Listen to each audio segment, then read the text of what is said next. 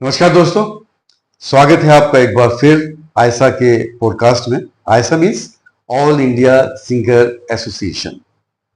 और मुझे एक कविता की पंक्तियां याद आ रही है कि चौराहे पर भीड़ खड़ी है, डर है उसे समझाए कौन, और प्रश्न ही प्रश्न है सबके चेहरे, प्रश्न उन्हें सुलझाए कौन।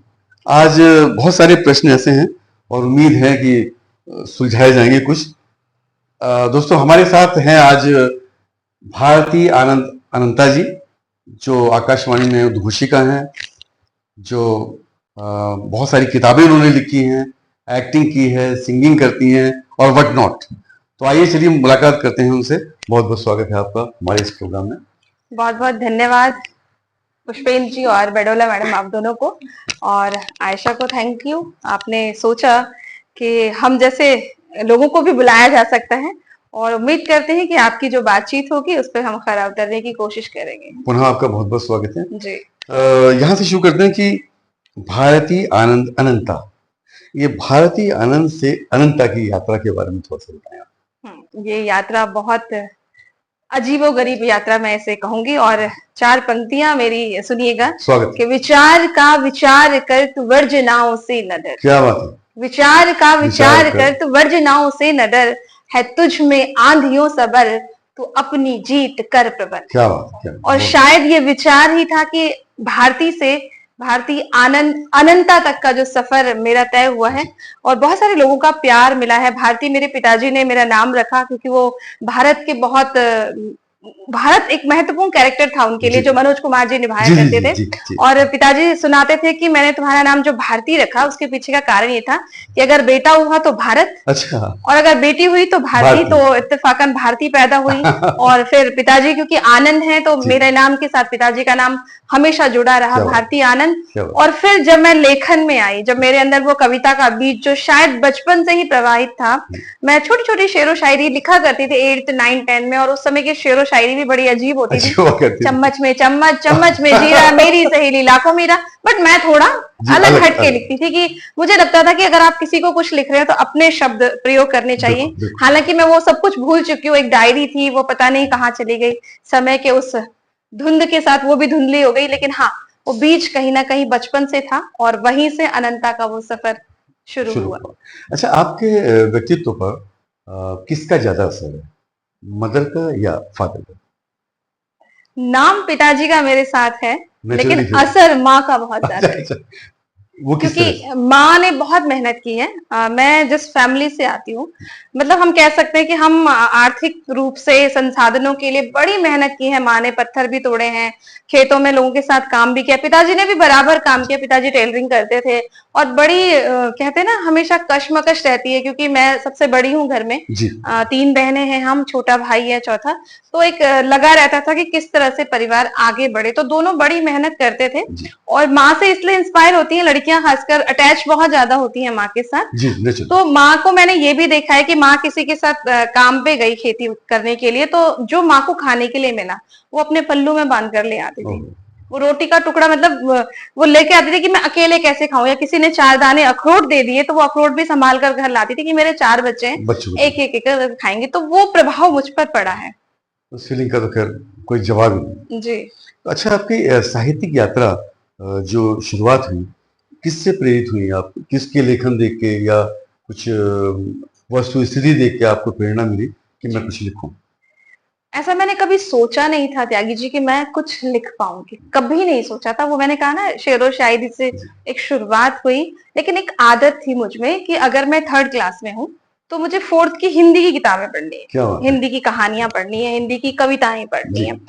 मैं अगर 8th में आई तो मैंने 9th 10th के हिंदी का पूरा रट डाला। वो जो किताबें आती थी कि थाल सजाकर किसे पूजने चले प्रार्थी मत वाले, कहाँ चले तुम राम नाम का पीताम्बर तन पर डाले। एक कविता बहुत अच्छी लगती थी मुझे कि वो ओस पर एक कविता थी, वो ओस की वो बूंद जो निकल कर घर जी से जी निकल, जी। जो निकल कर बादलों की गोद से थी अभी एक बूंद कुछ आगे बढ़ी, सोचने फिर वही जी में लगी, आह क्यों घर छोड़ कर मैं यूं मैंने चली।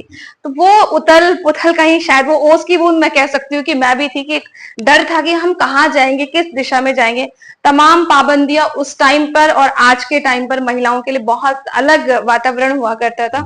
और मैं क्योंकि बिल्कुल एकदम पहाड़ से आती हूँ, जी ठेठ पहाड़ से, जब तमाम सुविधाओं का वहां पर क्या कोई कहेंगे कि उस नहीं तरह थी, की सुविधाएं नहीं नहीं थी, थी, नहीं थी। नेटवर्किंग नहीं थी, गाड़ियां मुश्किल से दो चलती थी, एक सुबह आती थी, एक शाम को पूरी सड़क खाली होती थी। जी वो भी एक टाइम था। तो उस दौर के साथ आपको बढ़ना, पढ़ना, आगे आना, और फिर इधर तो लेखन की जो मैं बात कर रही थी, हमारे मुझे याद है जी। कि अखबार आता था। अच्छा तो अखबार में क्या होता था कि हमारे पापा की, मेरे पापा टेलरिंग करते हैं, तो पापा की दो दुकानें छोड़कर एक छोटा सा खोखा होता है, आप क्योंकि रहे हैं जी जी तो जी लकड़ी का एक खोखा जी होता हाँ है जी जी जहां पे चाय पी जाती है। जी तो वो अंकल चाय पकौड़ी और वो बनाते थे, और हर संडे को रविवार से है, और एक रंगायन और रूपायन दो जी पेपर जी आते जी थे, जी, बिल्कुल सैटरडे बिल्कुल और बिल्कुल उसको रविवार को। बिल्कुल। तो मैं पापा की दुकान में जाती, और लौटते वक्त जब मुझे दूध लेना होता तो मैं अंकल की दुकान पे बैठ जाती, और मैं पूरा पेपर पढ़ लेती थी। रंगायन उसमें रूपायन वाला रंगायन और बड़ा रूपायन, कलर्स उसमें आता था वो बड़ा अलग से। कलर्ड, और उसमें संपादक की जी जी चिट्ठी होती थी, उसमें कुछ वो होते थे,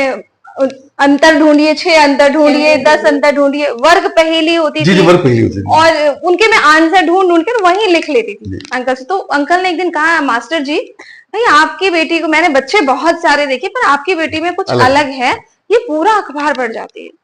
तो शायद कहीं ना कहीं वो साहित्य का वो बीज, वो धीरे धीरे धीरे धीरे जो रोपित हुआ, वो इस तरह से सामने आया। अच्छा जब बात साहित्य की चली है तो मैं आपसे आग्रह करूंगा कि अपने किसी गीत की, बस ये तो किसी भी कवि के लिए अपने जितनी भी रचनाएं होती हैं सभी अपने पुत्र पुत्री जैसे होते हैं, जी। फिर भी आपको इस समय जो लग रहा हो आप कोई गीत की दो पंक्तियां अगर सुनाएं तो।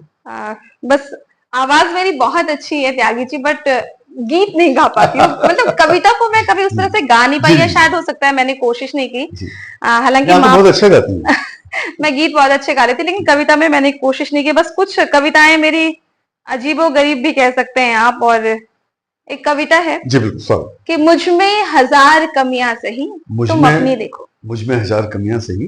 तुम अपनी देखो। वाह वाह कि वाह क्या मुझ बात। में हजार कमियां सही, तुम तुम अपनी अपनी देखो, देखो मेरी बेरंगी सी दुनिया सही, तुम तुम अपनी अपनी देखो। देखो बहुत कि बढ़िया। मुझ में हजार कमियां सही, तुम अपनी देखो, मेरी बेरंगी सी दुनिया सही, तुम अपनी अपनी देखो देखो, और मैं खुश हूं अपने जीवन के हर मिजाज से। मैं खुश हूं अपने जीवन के हर हर मिजाज मिजाज से अब ये ताका झाकी छोड़ो, तुम तुम अपनी अपनी देखो। देखो। बहुत बढ़िया बहुत बढ़िया बहुत बढ़िया बहुत सुंदर जी। बहुत सुंदर।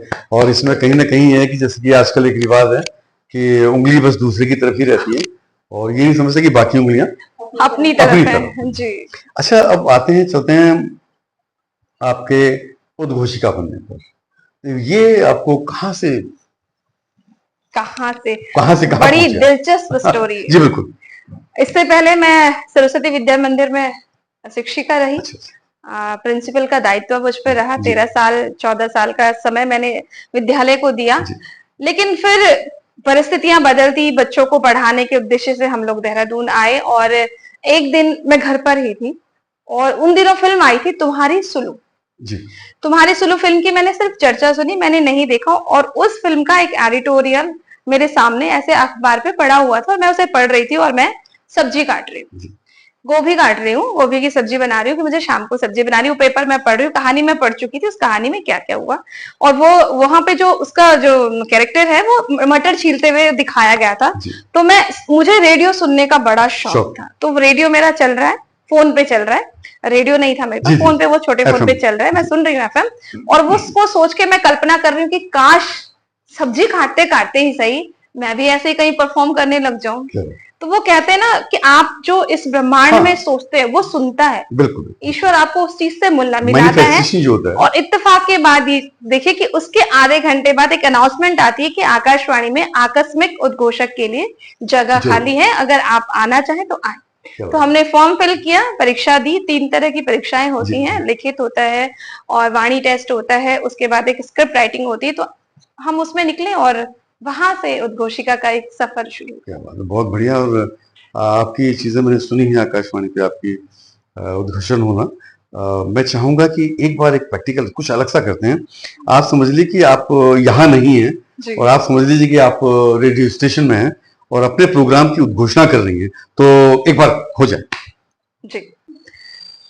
नमस्कार, आप सभी का स्वागत है हमारे इस खास कार्यक्रम में। और श्रोताओं, आपको ये बात बहुत अच्छी तरह से मालूम होगी, वसीम बरेलवी जी का एक शेर है कि कोई बात कब कहाँ कैसे कही जाती है, कोई बात कब कहाँ कैसे कही जाती है, ये सलीका हो तो हर बात सुनी जाती है। क्या बात है, क्या बहुत बढ़िया, बहुत बढ़िया। एक बार को लगा कि हम एफएम ही सुन रहे हैं सर। अच्छा, वही जैसे कि अभी हम बात कर रहे थे जी कि हमेशा आप प्रश्न करती हैं, आज आपसे प्रश्न हो रहा है, जी। तो ये क्या अनुभव कैसा हो रहा है आपको? अच्छा लग रहा है मुझे तो आदत है कि लोग मुझसे प्रश्न करें, मैं उनसे प्रश्न करूंगी।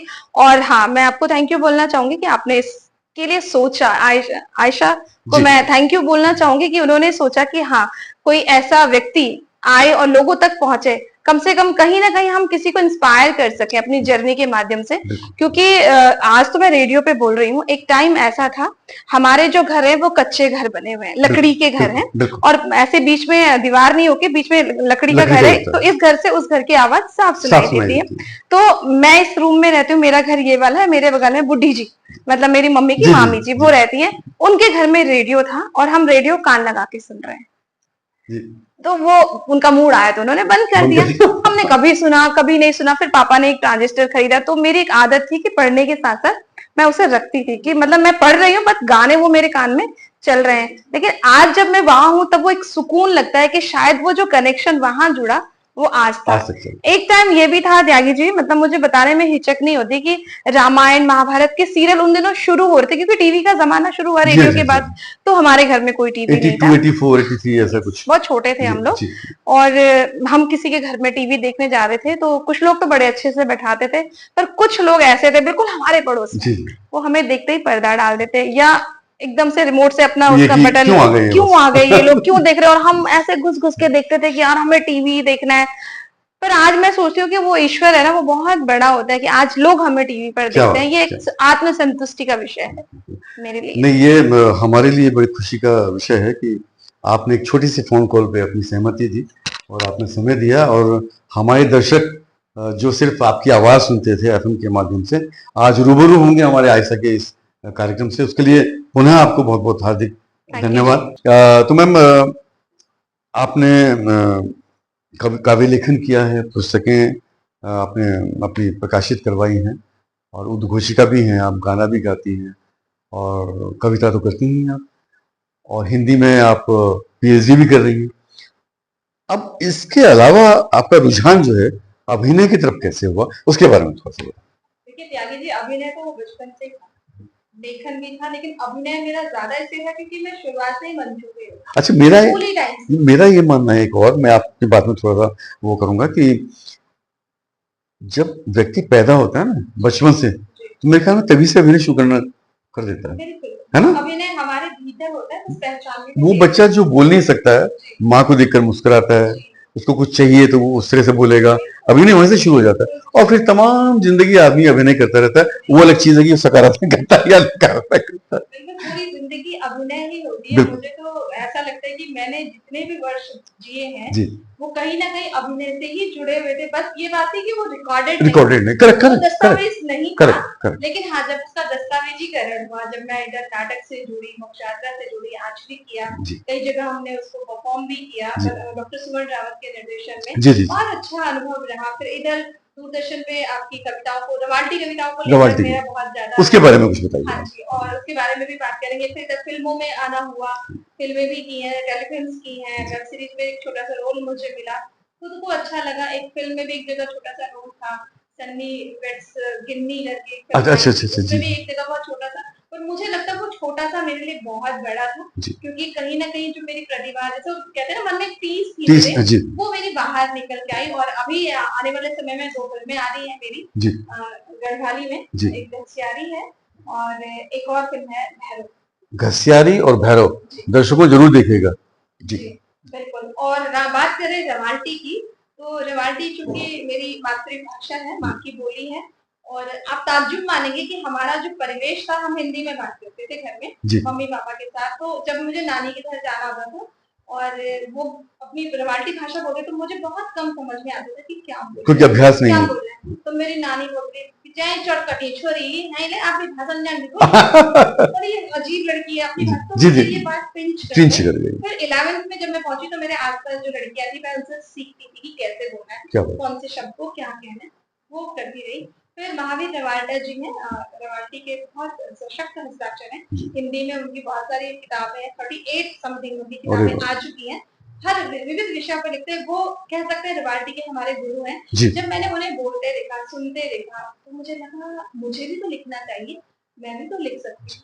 और फिर मेरा रवाटे लेखन शुरू हुआ और शुरू। मेरी वो कविता की 4 पंक्तियां मैं आपको बिल्कुल सुनाना स्वागत चाहूंगी स्वागत। कि रवाटे में तो बहुत सारे लोग लिख रहे हैं। तो शुरुआती दौर में लिखा मैंने कि एक दिन सब बनालू माट्या का मोल, वाह। एक दिन सब बनालू माटिया को मोल। माट्या का मोल, हाँ। तब बोल मन की जूनियर जी किच्छी तब मिठू बोल, बहुत कि बहुत बोल मन की जूनियर जी किस किच्छी तब मिठू बोल। तो यहाँ से शुरुआत हुई। फिर मैं हाइकू भी लिखती हूँ बहुत बार।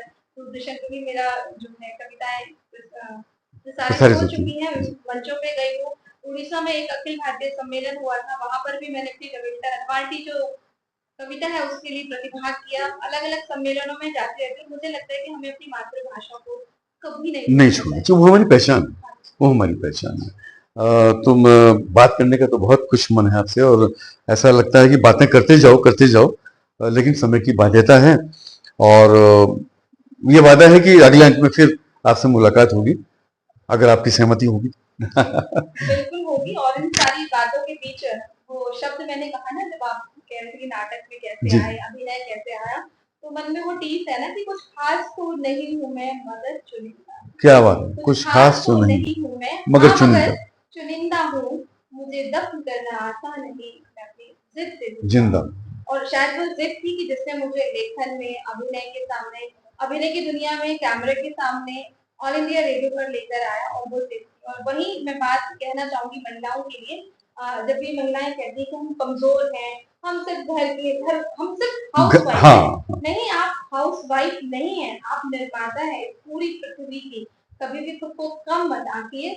हम दोहरी जिंदगी जीते हैं, हम घर में काम करते हैं, हम बाहर काम करते हैं, लेकिन खुद को कभी भी कम मत कम मत आंकिएगा। समझिए। हमेशा एक बात याद रखिएगा, 4 पंक्तियां आपको प्रेषित कर रही हूँ, आप हो सके मुझसे सहमत हूँ, आप मुझसे इस बात का ताल्लुक रखें कि ये बात सही है या नहीं। स्वागत। कि मैं रात का तिमिर नहीं, मैं रात का तिमिर मैं नहीं, रात का तिमिर नहीं, नहीं, मैं भोर का उजाला, उजाला। वाह। तुम्हारी सोच से परे अनंत आकाश आकाश में, हूँ, न छल न बल प्रयोग में, न छल न बल प्रयोग में, में मैं डूब सी वो घास हूँ, विनम्रता की ओट है, मैं शक्ति का प्रकाश हूँ, वाह शक्ति का। मैं शक्ति का प्रकाश हूँ। तो बहुत बहुत बहुत धन्यवाद ज्ञान जी और आयशा को। धन्यवाद आपका, आपने आयशा के इस कार्यक्रम में, इस पॉडकास्ट में अपना कीमती समय दिया। और हमारे दर्शक अभी आपको एफएम पे सुनते थे, अब साक्षात बहुत सारी बातें सामने आई हैं और दर्शकों का भी एक बहुत बड़ा फायदा हुआ है। आज एक मल्टी टैलेंटेड व्यक्ति यहाँ मिले हैं, मतलब कविता हो, एक्टिंग हो, अभिनय हो, कुछ भी छोड़ा नहीं है आपने। और आपको बहुत बहुत शुभकामनाएं कि आप अपने जीवन में और उत्तरोत्तर प्रगति करते रहें और फिर आपसे अगले अंक में मुलाकात हो तो और बहुत सारी बातें होंगी। दर्शकों बहुत बहुत धन्यवाद आपका ये कार्यक्रम देखने के लिए। आपको ये कार्यक्रम कैसा लगा जरूर बताइएगा, कमेंट्स कीजिएगा और अगले अंक में फिर किसी और शख्सियत से हम लोग मुलाकात करते हैं। तब तक के लिए नमस्कार।